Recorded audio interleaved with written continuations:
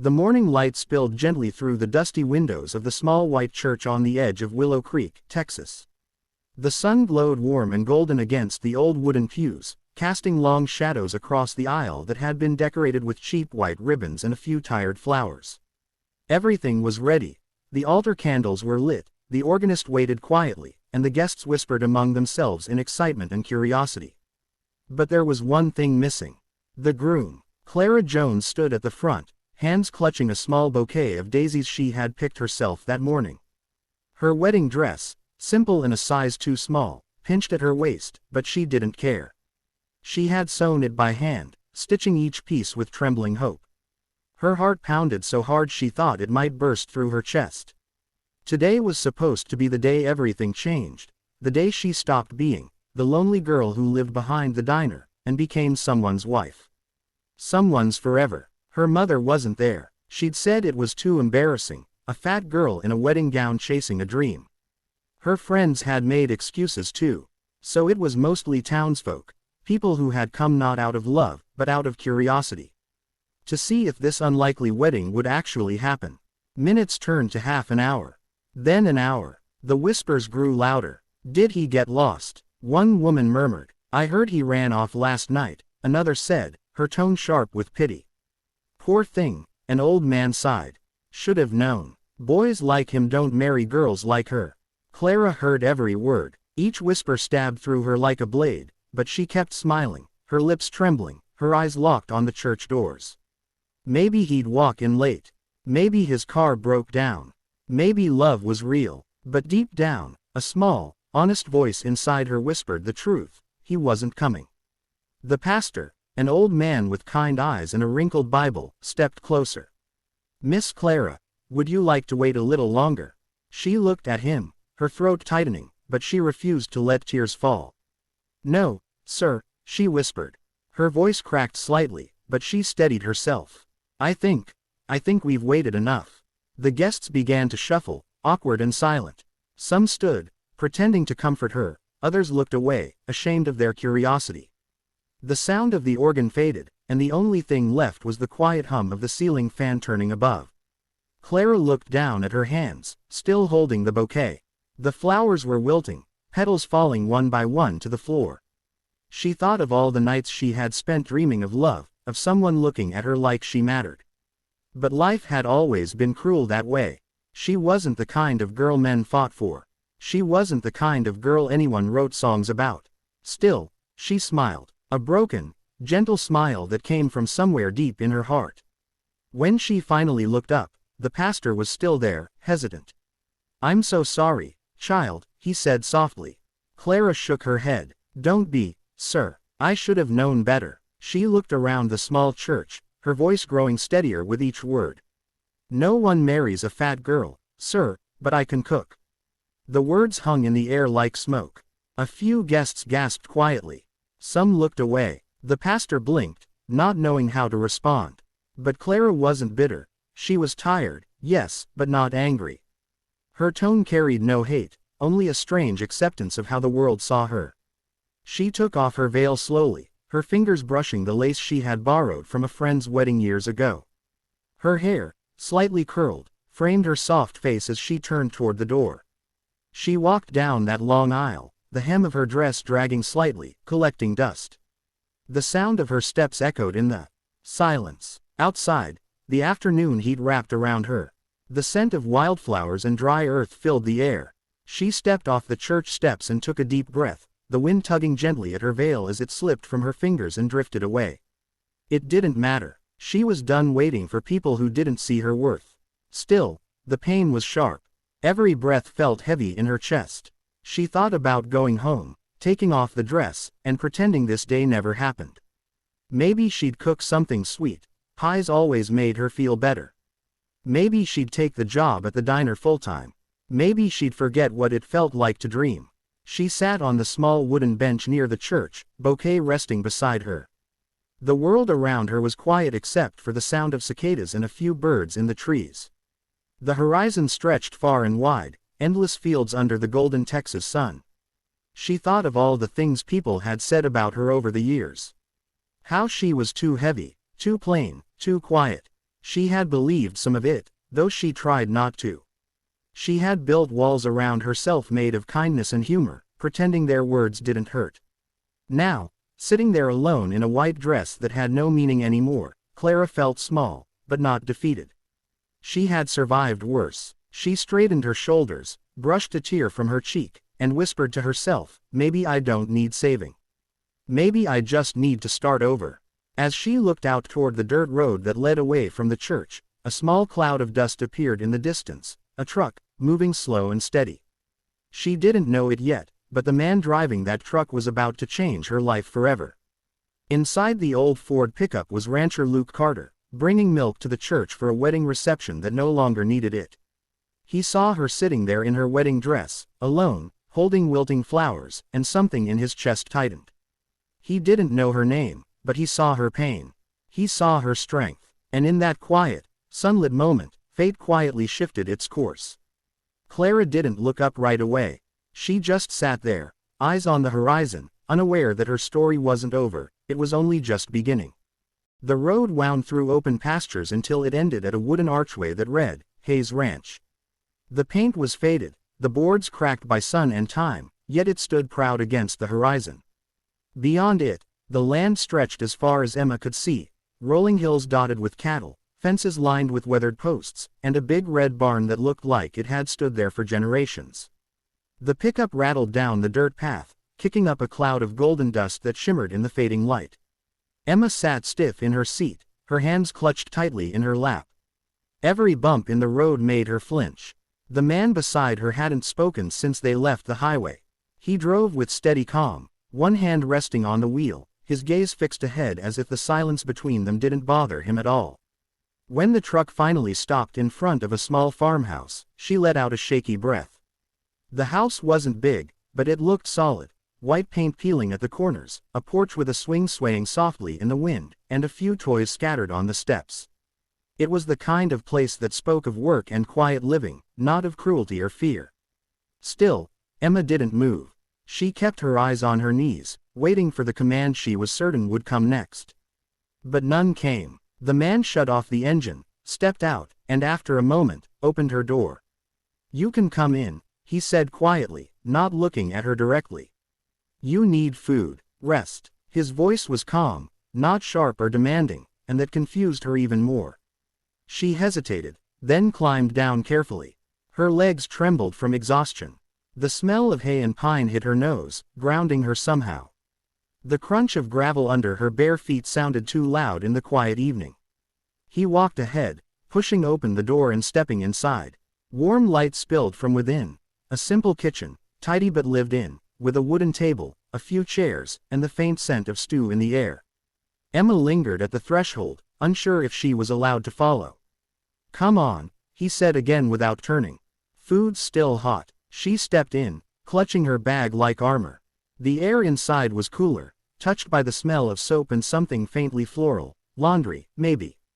The walls were decorated with photographs, horses, sunsets, and a small girl with blonde pigtails smiling up at a man she immediately recognized. The same eyes, the same quiet sadness. He noticed her gaze linger.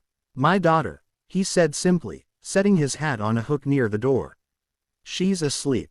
Don't worry, she's a light sleeper but a gentle one." Emma nodded quickly, unsure what to say. He motioned for her to sit at the table and ladled a bowl of stew into a cracked ceramic dish. He slid it toward her without a word. She stared at it, steam curling upward, the smell rich and inviting. It had been 2 days since she'd eaten a proper meal.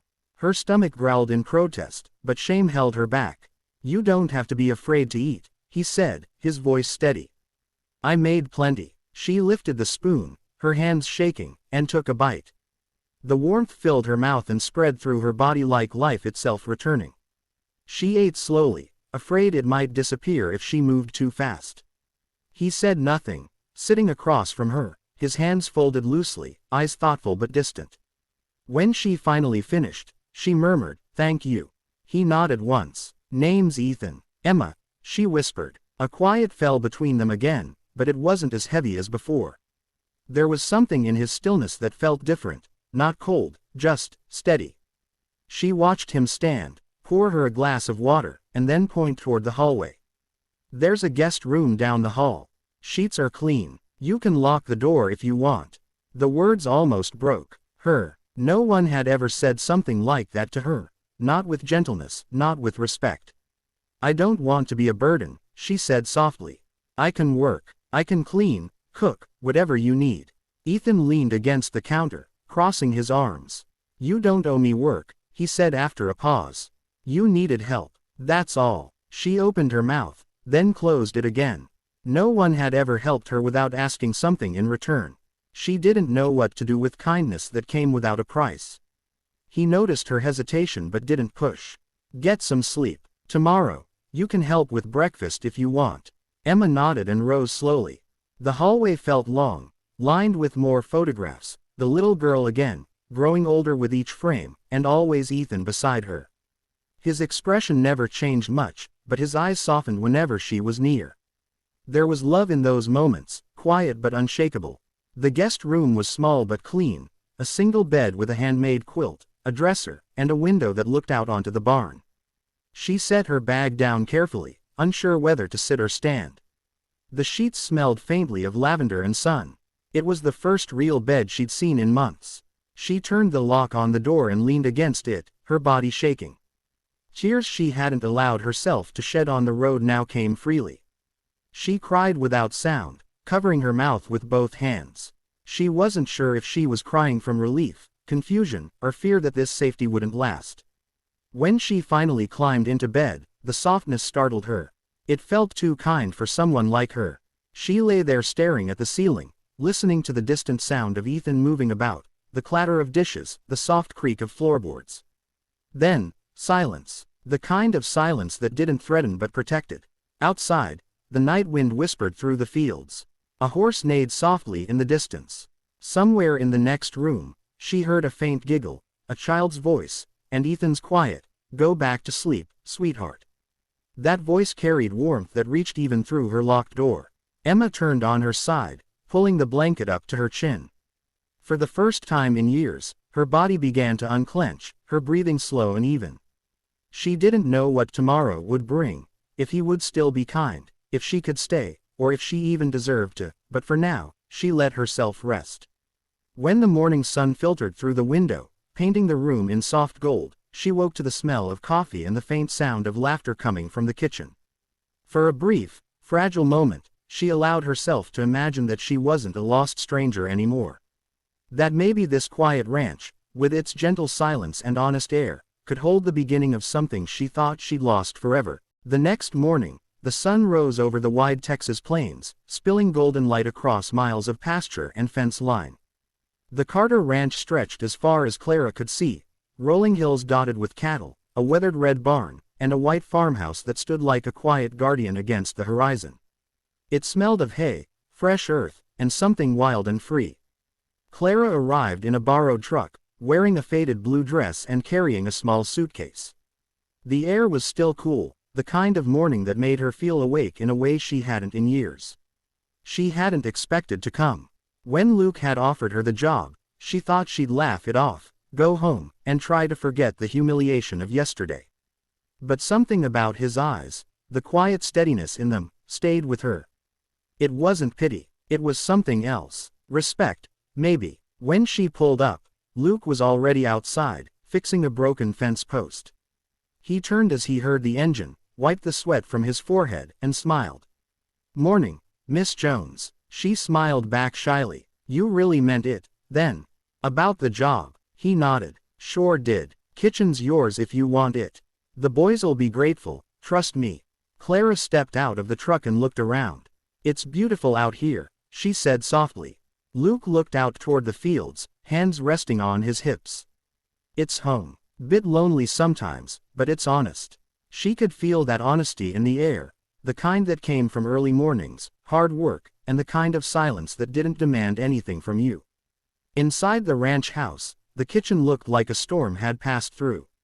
Pots and pans were scattered everywhere, the sink was full of burned pans, and the smell of old beans lingered stubbornly in the air. Clara laughed softly as she took it all in. "Well, you weren't exaggerating," she said. Luke chuckled. "Told you we needed saving." She rolled up her sleeves and got to work without another word. Within an hour, the kitchen smelled different, like butter melting on the stove, biscuits baking in the oven, and coffee brewing strong. Luke watched from the doorway, trying not to stare, but it was hard. The way she moved, calm and sure, like she belonged there already, it did something to him. When the ranch hands came in for breakfast, their faces lit up. "Smells like heaven," one of them said, grabbing a chair. Clara smiled shyly as she set the table. "There's plenty for everyone. Don't be shy." They ate like they hadn't had real food in months, laughing between bites, praising her biscuits and gravy like it was the finest thing they'd ever tasted. Luke sat quietly at the end of the table, watching her smile, watching how easily she fit into the space that had felt empty for so long. After breakfast, Clara started cleaning the kitchen, humming softly under her breath. Luke leaned against the doorway. "You don't have to do all that right now," he said. She glanced over her shoulder. "If I don't, you'll just burn it all again tomorrow," she teased lightly. He smiled. "Fair enough." As the days turned into weeks, Clara settled into a rhythm. She woke before dawn, cooked breakfast for the ranch hands, packed lunches for the field, and prepared dinner that made even the toughest cowboys sit up straighter at the table. The house began to feel alive again, music on the radio, the clatter of dishes, the warmth of conversation. Luke started finding excuses to be near the kitchen. Sometimes he'd stop by to refill his coffee, sometimes just to ask how her day was going. He'd lean against the counter, pretending to read the newspaper while sneaking glances at her. Clara noticed, of course. She wasn't used to being noticed, and every time she caught him looking, her heart stumbled in her chest. But she didn't say anything. One afternoon, a thunderstorm rolled in suddenly. The sky darkened, and rain pounded against the tin roof. The ranch hands rushed to bring the cattle in, and Clara stood by the window, watching the storm with wide eyes. She'd always loved storms. The way the world went quiet between claps of thunder, the way rain washed everything clean. Luke came in, drenched and muddy, boots heavy with wet clay. "Cows are safe," he said, shaking his hat. "Coffee's on," she said, already pouring him a cup. He smiled gratefully, wrapping his hands around the mug. "You sure make this place feel different, Clara." She looked up, surprised. Different how? He thought for a moment, searching for the right words. "Warmer, I guess. Quieter, but in a good way. Used to be," this house just echoed. "Now it feels like home again." Her cheeks flushed, and she looked down at her hands. "I'm glad, Mr. Carter." He chuckled softly. "Luke. You can call me Luke." "All right," she said, a shy smile tugging at her lips. "Luke." There was something tender in the way she said his name, something that made his heart beat faster. He didn't say anything, though. He just stood there, sipping his coffee, watching her as the rain fell against the windows. Over time, the small moments between them began to carry weight. When their hands brushed while passing a plate. When she laughed at one of his quiet jokes. When he walked her to her truck at the end of the day, lingering just a little longer before saying goodnight. The townspeople started talking, of course. "That rancher's got himself a lady cook," they said. Probably just out of pity. But Luke didn't care what they said. And Clara, though the words still stung, found that they didn't cut as deep as they used to. Because when she was at the ranch, none of it mattered. One evening, as the sun dipped low and painted the sky in shades of orange and pink, Luke found her sitting on the porch steps, watching the horizon. She had a cup of tea in her hands, the gentle steam curling into the air. He sat beside her, close enough to feel the warmth of her shoulder. "You like it here?" he asked quietly. She nodded. "I do. It's peaceful. Feels like the kind of place where a person can start over." He looked at her then. Really looked at her. The soft curls falling loose around her face, the faint freckles on her cheeks, the quiet strength in her eyes. "You deserve that," he said. "A fresh start." She turned to meet his gaze. For a long moment, neither of them spoke. The air between them was thick with something unspoken, something fragile and new.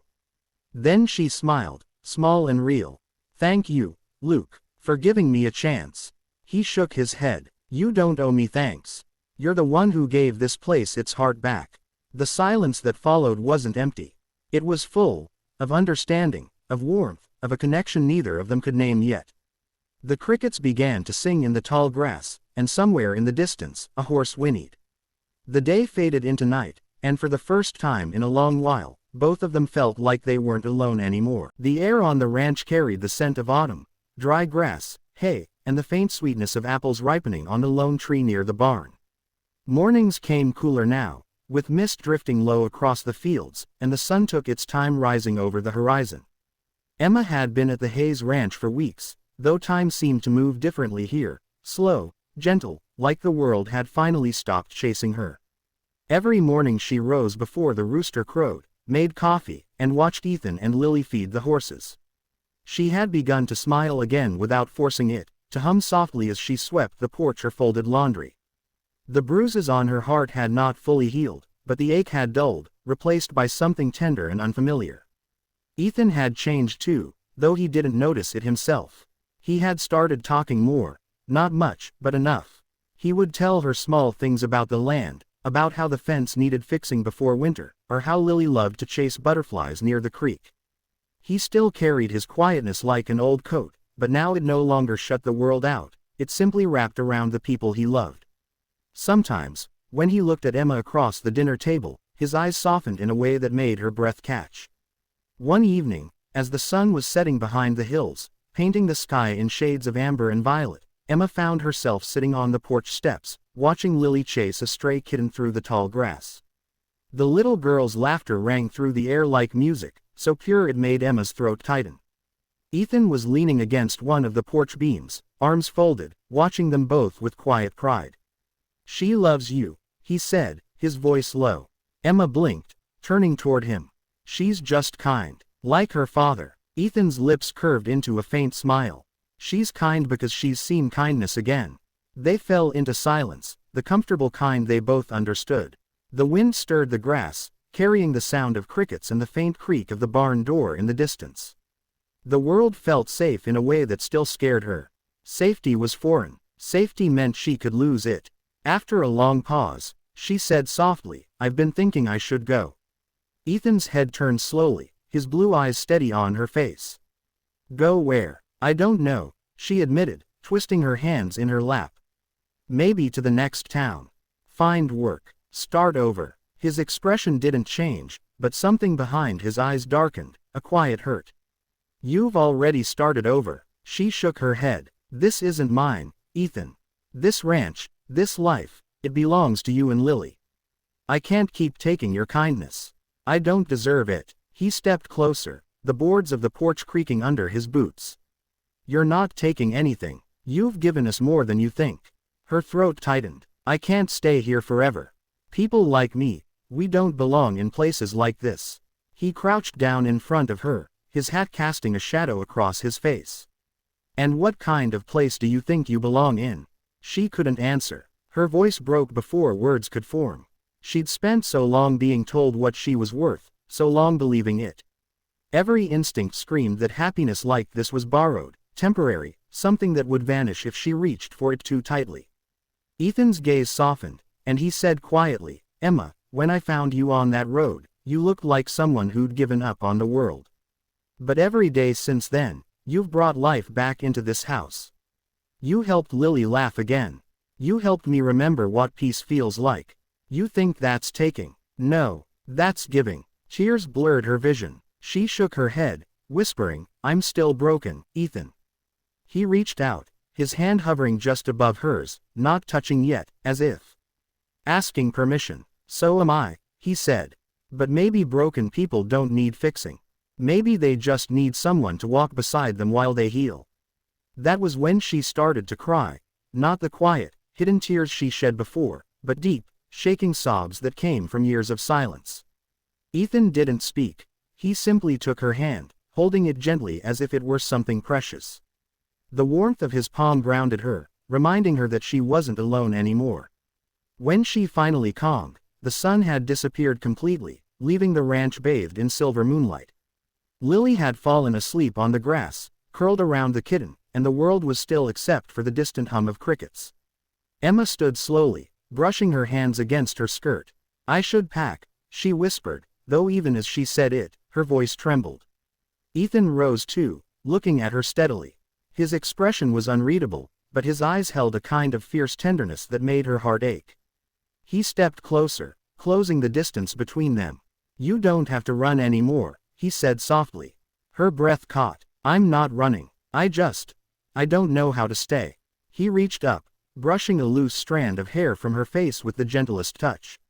"Then let me teach you." Her heart felt like it might break under the weight of his words. The way he said them, not demanding, not pleading, just quietly certain, made her realize that staying wasn't weakness.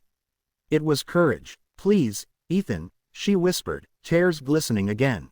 "Don't make me a promise you can't keep." He shook his head. "I'm not promising anything," he said softly. "I'm asking you to come home." Something inside her shifted. The phrase echoed through her mind like a heartbeat, "Come home." No one had ever said those words to her.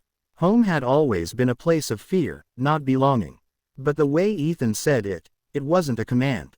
It was an invitation, a lifeline. Emma took a trembling breath. The night air was cool against her skin, and for the first time, she didn't feel like she was freezing. She stepped closer, resting her forehead lightly against his chest. He didn't move, didn't pull her in, he just stood still, letting her decide. When her hands finally found his shirt and clutched the fabric, he exhaled deeply and wrapped his arms around her. The silence that followed was filled with everything words could never say. The wind rustled through the trees, the horses shifted in their stalls, and the stars blinked softly above them. It wasn't a dramatic moment.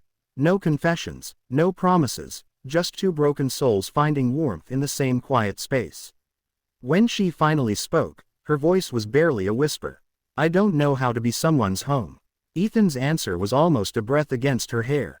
"You already are." She closed her eyes, letting herself believe it, even if just for that night. The sound of his heartbeat beneath her ear, steady and sure, became the rhythm of something new. As the moon climbed higher, Ethan carried a sleeping Lily inside and covered her with a blanket.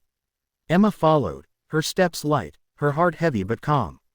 When she looked around the small farmhouse, the photographs, the scent of stew and coffee, the soft creak of the floorboards, it didn't feel like someone else's world anymore.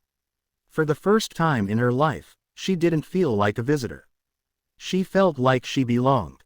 Later, when she lay in her bed, she could still hear Ethan's words echoing in her mind. Come home. They weren't just about a place. They were about peace, about being seen, about being wanted without condition. And as sleep took her, a single tear slipped down her cheek, not from sorrow, but from something far deeper, something almost like joy. Outside, the ranch settled into its familiar quiet, the sky wide and endless above. Tomorrow would come with work and sunlight, laughter and the cries of horses. But tonight, in the heart of Texas, two souls who had once lived in silence finally found something louder: love. The next morning dawned soft and quiet over Willow Creek Ranch, the light spilling across the open plains like liquid gold. The air smelled of wet grass and blooming sagebrush, and the sound of distant cattle drifted faintly through the stillness. Clara woke before sunrise, as she always did, her body still adjusting to the rhythm of ranch life. She sat on the edge of the bed, running her fingers through her hair, and for a moment just listened, to the wind, to the faint creak of the wooden floorboards, to the steady beat of her own heart. It had been 3 months since that day at the church. 3 months since she'd been left at the altar, humiliated in front of half the town. But strangely, she didn't feel broken anymore. The ranch had given her something she hadn't realized she was missing: peace. Out here, surrounded by wide fields and quiet mornings, no one whispered about her weight, no one looked at her with pity. The animals didn't care what she looked like, they only cared that she showed up. She had met Luke that day, the rancher who had pulled up in his truck just as she'd sat on the church steps, too numb to cry. He'd said only a few words then: "You look like you could use some coffee." Somehow, that was enough. He had taken her to the small diner in town, let her talk, or rather, not talk, and when he learned she could cook, he offered her a job at the ranch. "Just until you figure out what's next," he'd said. But what came next was something neither of them had expected. Clara pulled on her worn boots, brushed off her apron, and headed toward the kitchen. The smell of fresh biscuits already filled the air. She'd been up since 5, kneading dough, frying bacon, preparing breakfast for the ranch hands who'd soon come stomping in from the fields. The kitchen had become her kingdom, her place of healing. The first time she'd cooked for the crew, they'd been skeptical. A new woman, quiet and soft-spoken, feeding 12 hungry men who worked from sunup to sundown. But the moment they tasted her biscuits, the room had gone silent. Then someone had said, with a full mouth and shining eyes, "Damn, Miss Clara, you just ruined every meal I've ever had before this."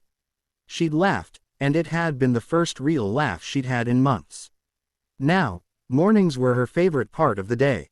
The men would come in dusty and loud, filling the room with laughter and noise.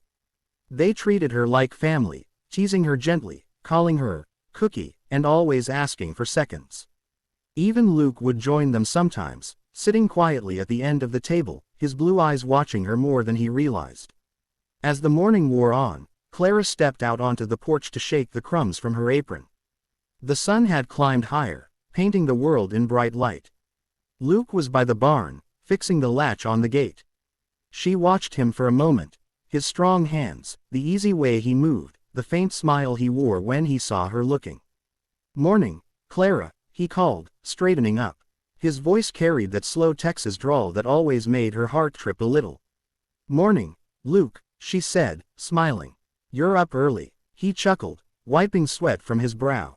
"Cows don't care what time it is. Neither do fences that won't stay shut." She laughed softly. "I've got coffee inside if you need a break."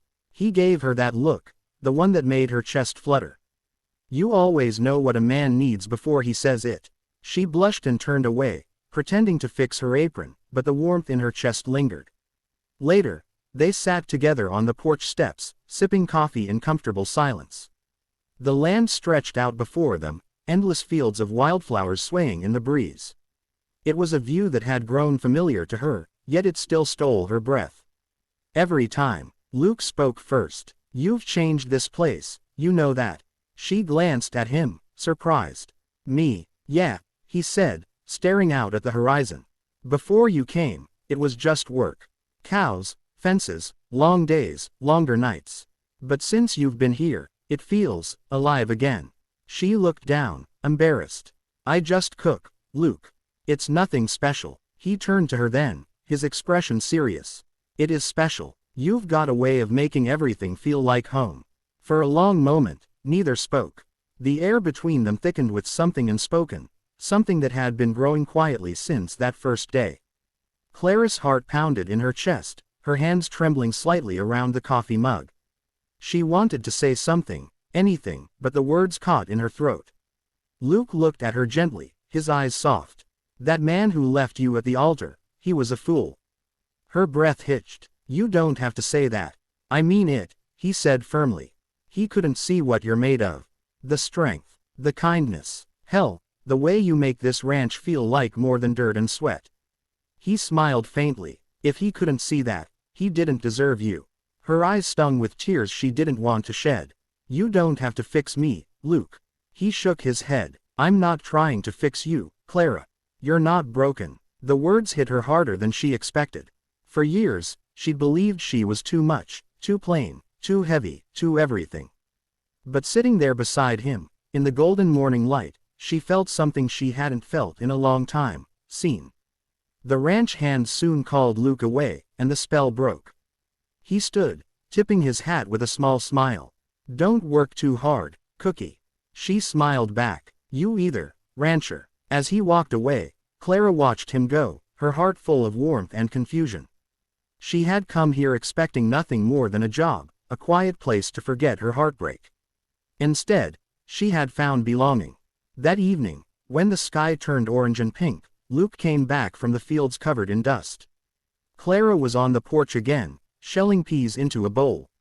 He sat beside her without a word, watching her hands move. "Clara," he said softly after a while, "do you ever think about starting over?"